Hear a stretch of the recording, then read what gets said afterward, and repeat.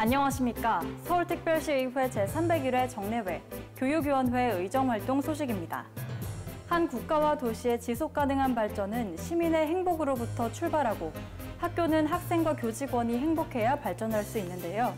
최근 삶의 질이나 행복에 대한 관심이 높아짐에 따라 서울시 교육청은 학생과 교직원의 행복 추구 및 행복 증진을 위해 필요한 사항을 조례안에 규정, 삶에 대한 높은 만족감을 가질 수 있도록 했습니다. 학생과 교직원의 행복한 삶을 응원하며 서울특별시의회 제301회 정례회 교육위원회 의정활동 소식 시작하겠습니다.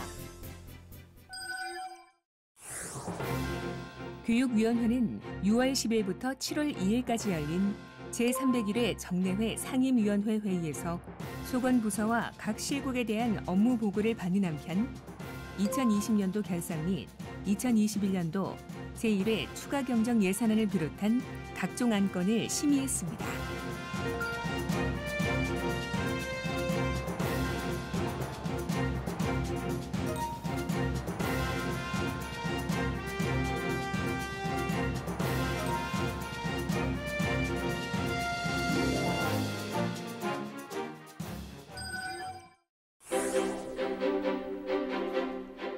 교육위원회는 전국 최초로 학생 인권에 관한 사항이 포함된 학교 기숙사 운영에 관한 조례안을 제정하며 학교 기숙사 문화가 민주적이고 인권 친화적으로 변화되어 학생들이 인권을 보장받으면서 면학에 전념할 수 있기를 기대한다고 밝혔습니다.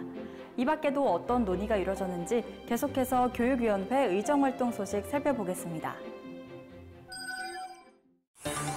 교육위원회가 6월 16일, 6월 17일 이틀간 서울특별시 교육청 결산 승인안, 기금 결산 승인안 등을 심도 있게 심사했습니다. 교육위원회는 6월 16일 열린 서울특별시 교육청 결산 승인안 심사에서 예산의 많은 부분을 차지하는 인건비에서 불용액이 나오지 않도록 주의를 기울여달라고 당부했지만 상당한 불용액이 나온 점에 대해 지적했습니다. 지방공무원 인건비만 해도 시험 예산에서 100만 원이니까 100만 2억 정도, 그 정도쯤 했어요. 근데 불용은 얼마나 났죠?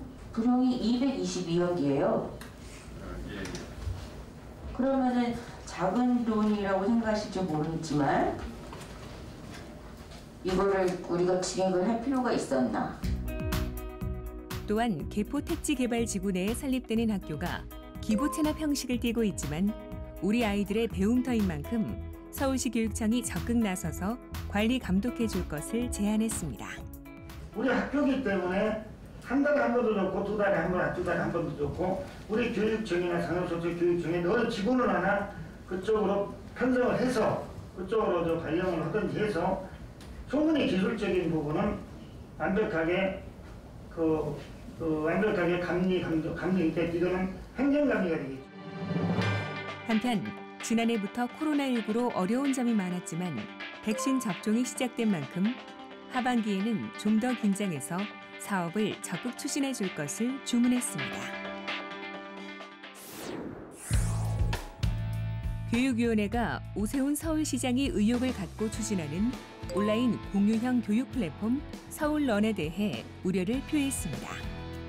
교육위원회는 6월 17일 진행된 서울특별시 교육청 결산 승인안 심사에서 온라인 공유형 교육 플랫폼 서울런이 사교육을 부추긴다며 공공의 민간 영역 침해라고 지적했습니다. 서울런 사업은 한마디로 강남 인강 벤치마킹입니다.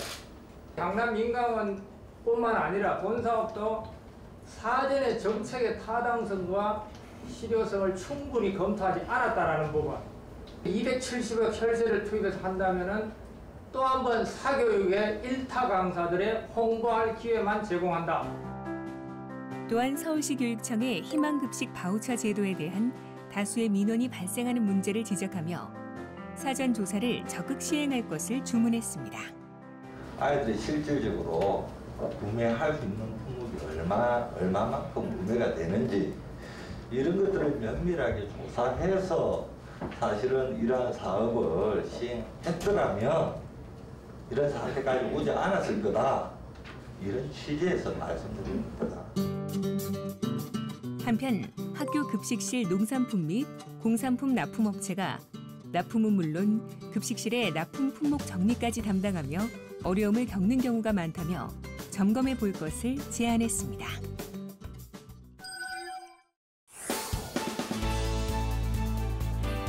교육상담, 교육비, 편입학 등 교육에 관한 정보가 궁금하다면 서울시 교육청에서 운영하는 서울교육 콜센터에 도움을 요청하면 되는데요. 서울교육 콜센터의 제도적 기반을 마련하고 시민과의 원활한 소통을 위한 조례안이 가결됐습니다. 시민 리포터가 자세한 내용 알아봤는데요. 함께 보시죠.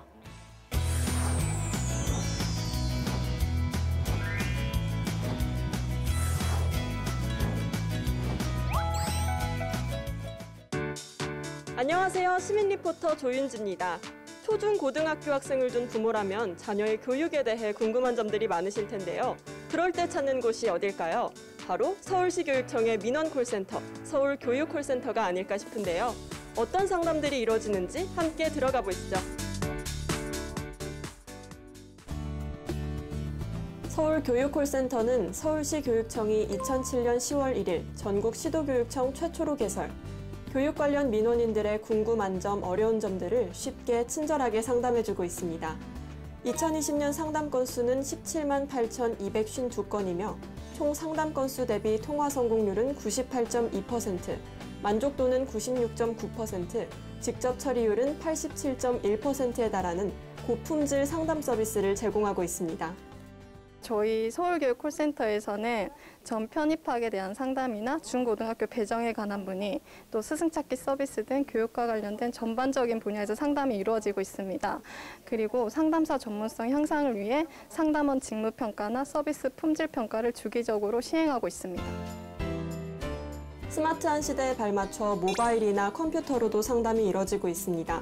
작년 한 해 채팅 상담 6,219건, 시나리오형 챗봇 상담 4,084건으로 총 상담 건수는 1,303건에 이르는 상담을 카톡을 통해 진행했습니다. 보다 다양한 접근성을 제공해서 상담을 원하지만 전화 통화가 여의치 않은 분들에게도 상담을 해드릴 수 있도록 노력 중입니다. 지금까지의 서울교육콜센터는 설치 및 운영 등에 관한 제도적 근거가 마련되지 않아 민원 처리에 대한 품질 관리와 상담원의 권익보호 조치 등에 있어서 일부 미비점이 발생하기도 했는데요. 이에 서울시의회는 서울특별시 교육청 민원콜센터 설치 및 운영에 관한 조례안을 가결해 콜센터의 설치 근거를 마련하고 콜센터의 기능 범위를 명확히 하며 상담원의 권익보호 조치 등을 규정, 민원 상담의 품질 개선을 통한 교육행정의 신뢰성을 증진시킬 제도적 근거를 마련했습니다. 조례가 제정됨에 따라서 상담원들의 업무 환경이 개선되고 콜센터의 시설 장비가 확충되어서 서울 시민들의 교육 민원이 원만하게 해결되길 기대해 봅니다. 콜센터의 보다 나은 서비스의 향상을 위해서는 민원인들의 고민과 접근성도 중요하지만 그만큼 상담사분들의 근무 환경도 중요하다는 생각이 드는데요. 이번 조례안 개정을 통해 이 콜센터 상담사분들이 더 나은 환경에서 양질의 상담을 할 수 있길 기대해 봅니다. 앞으로 난치병을 앓고 있는 학생들의 건강권과 학습권이 보장됩니다. 난치병은 항상 곁에서 돌보는 사람이 필요하기 때문에 가족들의 경제적, 정신적 부담이 큰 질병인데요. 해당 조례안이 통과됨에 따라 난치병을 앓고 있는 학생들에게 치료비를 지원, 학생의 건강권과 학습권은 물론 가족들의 부담을 경감할 수 있을 것으로 기대됩니다. 서울특별시의회 제301회 정례회, 교육위원회 의정활동 소식은 여기까지입니다. 시청해주신 여러분 고맙습니다.